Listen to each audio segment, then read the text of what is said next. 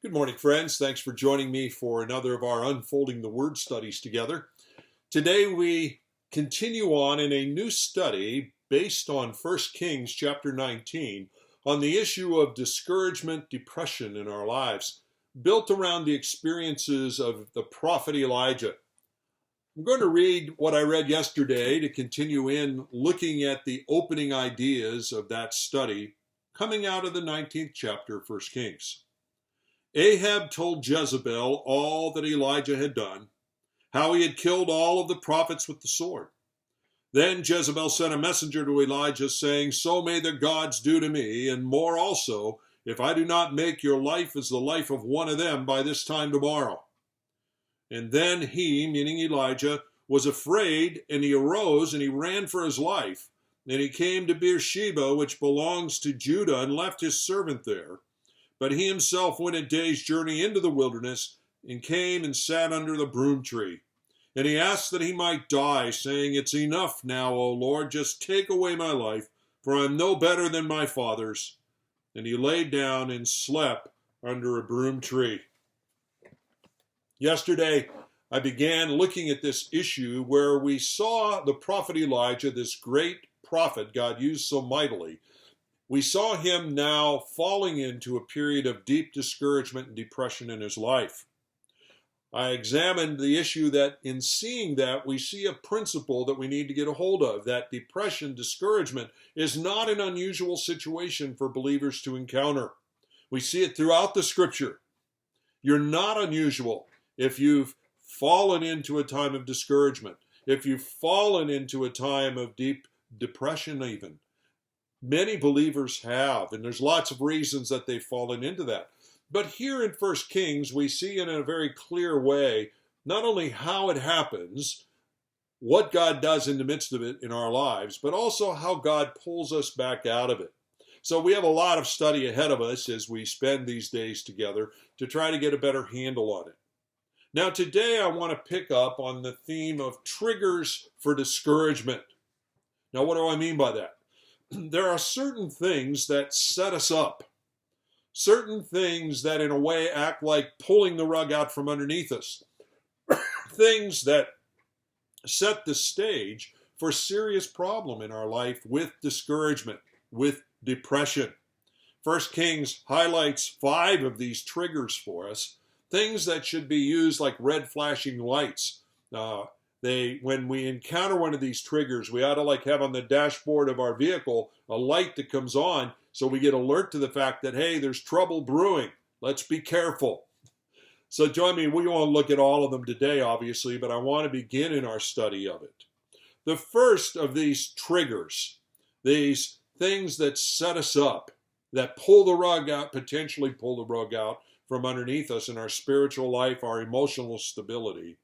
The first of these triggers is that we face particular spiritual vulnerability after a time of great blessing and victory. We face a time of particular spiritual vulnerability after a time of great victory and blessing in our lives. Now, the prophet Elijah illustrates this principle, this trigger, so clearly. The 18th chapter, and I alluded to this yesterday, the 18th chapter of 1 Kings is a description of a time of great victory. It's one of those places in the Old Testament always used in Sunday schools and other places to talk about God's power and to build encouragement and confidence in God's people. It was a time of great victory against the prophets of Baal, the prophets of the false god, who had come in and begun to dominate the experience of the people of the northern kingdom, the kingdom of Israel. Chapter 17 in 1 Kings, where we first encounter Elijah's life, we discover that God sent him into 3 years of hiding, during which time, in response to the prayers of Elijah, famine came on the land and drought, no rain. All of which was a discipline from God upon his people to say, "Why have you abandoned me? Why have you bought into the prophets of Baal? Turn from them and turn back to me." It were 3 years of very, very difficult time, and Of course, the prophet Elijah became persona non grata. He was the king. Ahab was after his life, but yet God protected him and provided for him during that time. The thing I want you to understand is that all during that 3 years of time, Baal worship, opposition to God, worldliness seemed to be winning. Not God, but the enemy. After those 3 years were finished, the 18th chapter shows us that God called for Elijah to step out of the shadows, to no longer be fleeing from the king, and to challenge the prophets of Baal to a duel. And so that's what Elijah does.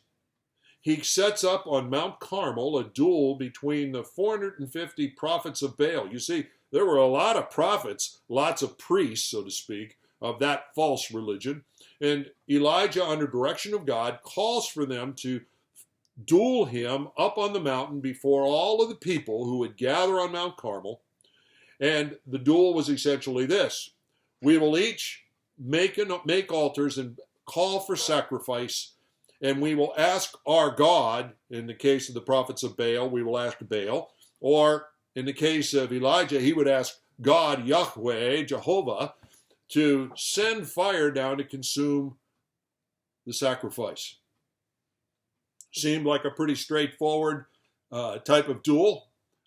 The outcome should be obvious to the people, and the prophets of Baal agreed. And so what transpired was an afternoon of very dramatic encounter and duel between Elijah and the 450 prophets of Baal. And I won't elaborate more on that duel except to say, obviously, the prophets of Baal were not successful.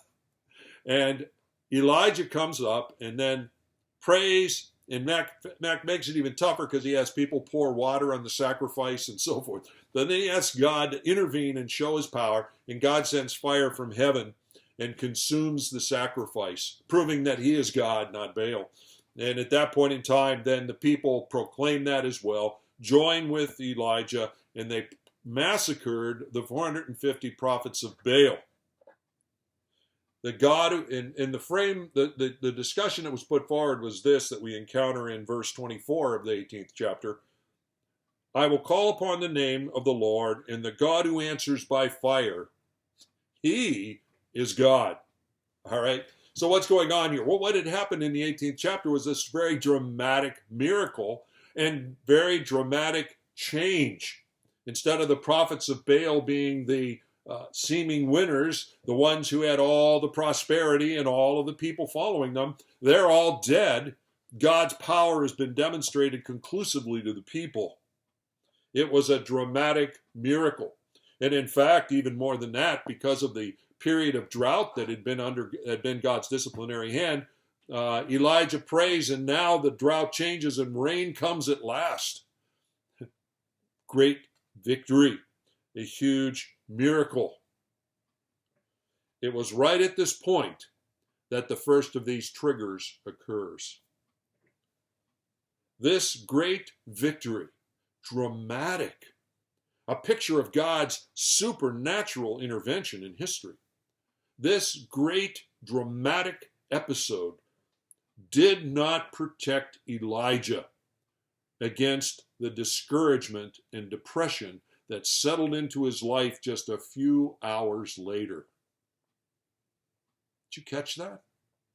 The miracle was not in itself a protection so that Elijah didn't fall into the problem of slipping into the pits, drifting into both discouragement and depression in his life.